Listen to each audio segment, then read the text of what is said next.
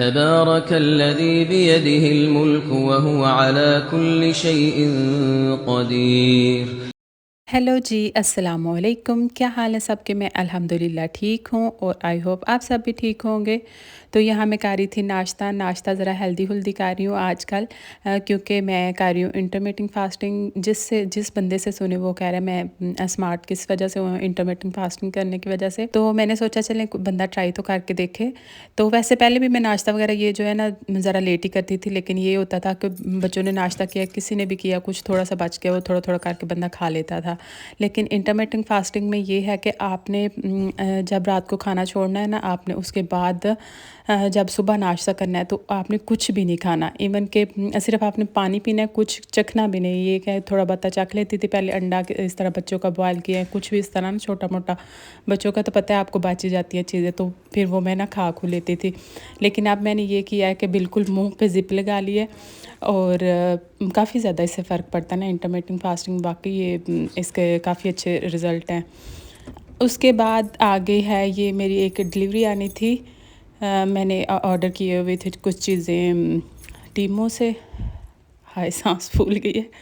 कुछ चीज़ें मैंने टीमों से ऑर्डर की हुई थी, तो जो भाई आए हुए थे चीज़ें देने के लिए, वो बार बार जो है ना वो मेरे हस्बैंड वाले नंबर पे, क्योंकि मैंने उन्हीं का नंबर दिया होता है, तो उसी नंबर पे वो कॉल कर रहे थे। मोस्टली तो ये होता है कि चीज़ें अंदर रख जाते हैं या आपको विज़ार कर देते हैं कि आपकी चीज़ें पहुंच गई हैं। तो ऐसे हुआ कि वो उन्हीं के नंबर पे कॉल कर रहे थे और बार बार यही वो मुझे कॉल कर रहे थे कि बाहिर देखो तुम्हारी कोई डिलीवरी आई हुई है। एक तो तुम्हारे ये जो काम है ना यही नहीं ख़त्म होते।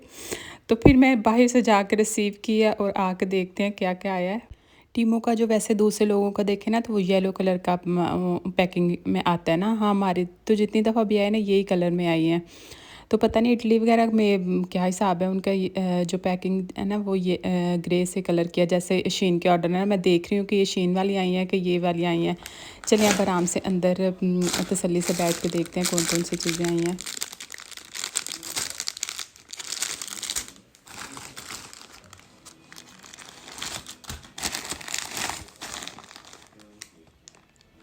ये तो बिल्कुल फजूल है, चलना भी है कि नहीं इससे। लो जी, ये आ गया हस्बैंड का।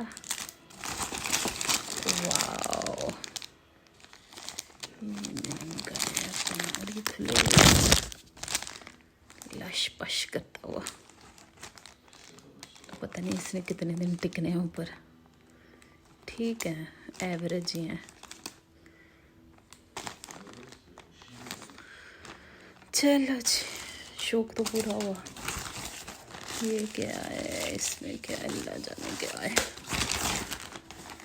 ये क्या है, ये माउस ये बेटे ने मंगवाया था। ये वैक्स होती है ऐसे, जैसे गाड़ी वगैरह साफ़ करने के लिए। बकवास ही लग रही है। ये देखो ज़रा, ऊँगी बूंगी लग रही है। ये क्या है, अल्लाह तौबा अस्तगफिरुल्लाह, कितना ही बुरा निकला ये।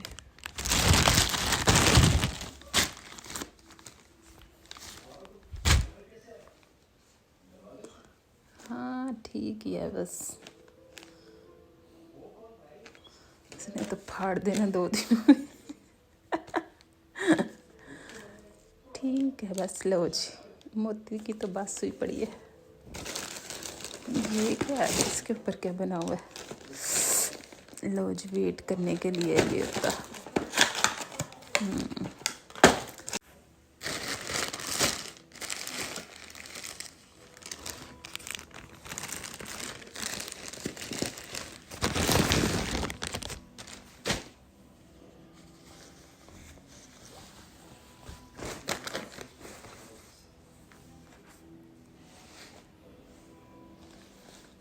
ठीक है, क्वालिटी ठीक ही है, कपड़े ठीक है इनके।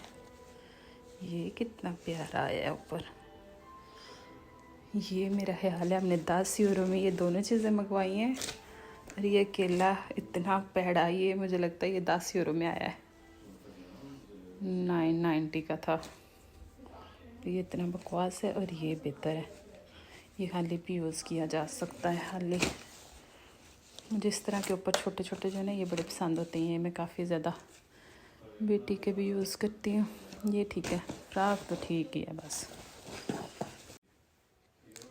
इसके नीचे नहीं, इन्होंने फिनिशिंग अच्छी नहीं की होती। ऐसे करके ना पाइपिंग कह रही हूँ, तरपाई कर लूँगी इनकी, अच्छी नहीं लग रही नीचे से। ठीक है, फ्रॉक चला 10 आउट ऑफ 8। ये क्या है, ये क्या है, ये क्या मंगवा लिया, गाड़ी का कुछ आया होगा। ले भाई, इसके साथ ये भी आया। जूते मंगवाए हैं इतने बुरे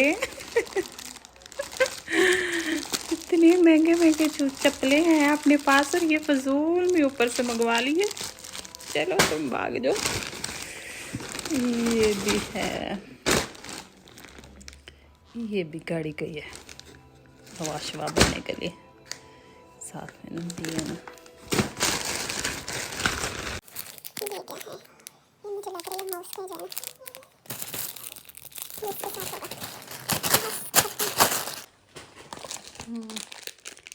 ये हाय अल्लाह, बैग भी थे, बैग नहीं आए आयशा के। हाँ, जिसका वो सबसे ज़्यादा वेट कर रही थी, बैग्स नहीं आए। ये ना भेजते आप लोग, क्या ज़रूरत पड़ी थी। चलो ठीक है, आयशा के बैग नहीं आए। चलो जल्दी देख के खुश हो जाएगी। और ये भी मैंने 2 पीस मंगवाए थे, ये क्या हुआ।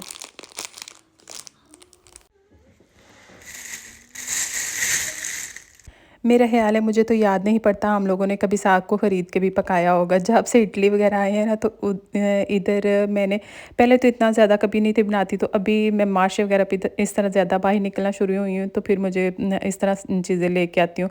पहले मेरी एक इधर दोस्त होती हैं बाजी, तो वो हमें हमेशा वो ही सर्दियों में बना के देती है ना, तो अभी 2 साल हुए मैंने खुद ही बनाना शुरू किया है। तो साग ही लेके आई थी, तकरीबन 2 केजी ये साग था, और ये पालक हाफ केजी के थे ना, और ये भी 1-1 यूरो के आए थे। और मैं इतना हैरान हो रही थी और मैं परेशान भी थी। मैं कहती थी हम लोगों ने कभी भी, कहते हैं ना, साग ख़रीद के पकाया हो।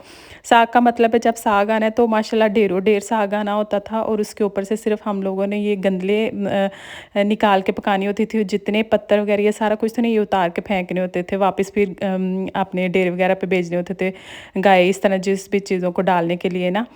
और ये साथ में हमें ये वाला शहद भी मिला था, ये भी बिल्कुल फ्रेश था। उन्होंने कहा था ओरिजिनल वाला शहद है, बच्चों के लिए बहुत ज़्यादा अच्छा है। ये भी तकरीबन 10 यूरो का ये मिला था। और दूसरा जो लेके आते हैं, ये एसोलुंगा से लेके आते हैं। मैंने कहा चले, बेटे ने बड़ा इंसिस्ट किया, मामा ये देखते तो सही है ओरिजिनल में इसमें क्या फ़र्क है। तो फिर मैंने कहा चले एक दफ़ा बाय करके देख लेते हैं। वैसे भी उस आदमी ने कहा था ये बच्चों के लिए अच्छा है, खांसी वगैरह इस तरह ना, तो आप लोग ट्राई करें ज़रूर।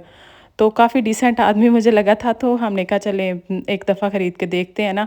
जैसे ये वाले पत्ते वगैरह ना, या तो पत्ते वगैरह उतार के फेंकने के बारे में मैं सोचूंगी भी नहीं, क्योंकि इतना महंगा साग है, पीछे थोड़ा सा बचेगा बिल्कुल। अब इसको अच्छे से मैं काट कूट के रखूँगी। साथ में लेके आए थे पाइनएप्पल, तो बच्चों ने पहले शोर डाला हुआ था पाइनएप्पल मुझे काट के दें।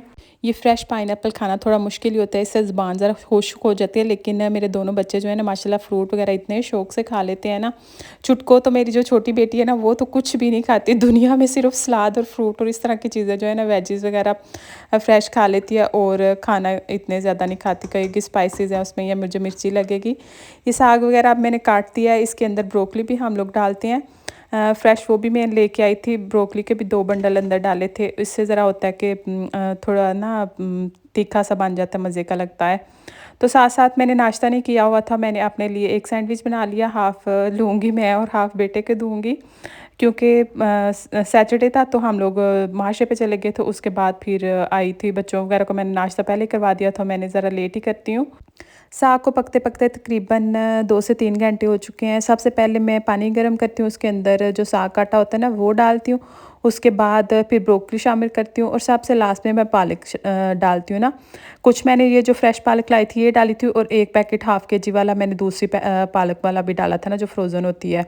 उससे ये होता है कि ज़रा हम लोगों ने फिर साग और भी भेजना होता है ना, जो इधर भाई हैं तो उनको भी भेजना होता है, तो फिर जिसकी वजह से मैंने ज़्यादा ज़रा बना लिया था। माशाल्लाह ये दिखने में ज़रा थोड़ा लग रहा है, वैसे तो माशाल्लाह काफ़ी ज़्यादा है, क्योंकि पालक वगैरह इस तरह मैंने काफ़ी ज़्यादा अंदर चीज़ें डाली हुई थी। तो हम लोगों 1 या 2 दिन ही खाएंगे, नाश्ते में खा लिया या एक दिन खा लिया। बच्चे तो हमारे चखते भी नहीं है, बच्चे मीन्स बेटा तो बिल्कुल भी नहीं खाता। तो ये होता है कि मैंने और हस्बैंड नहीं खाना होता है। बाकी सारे साग को मैंने तड़का लगा के जो भेजना था उनको भी अच्छे से तड़का लगा के भेजा था।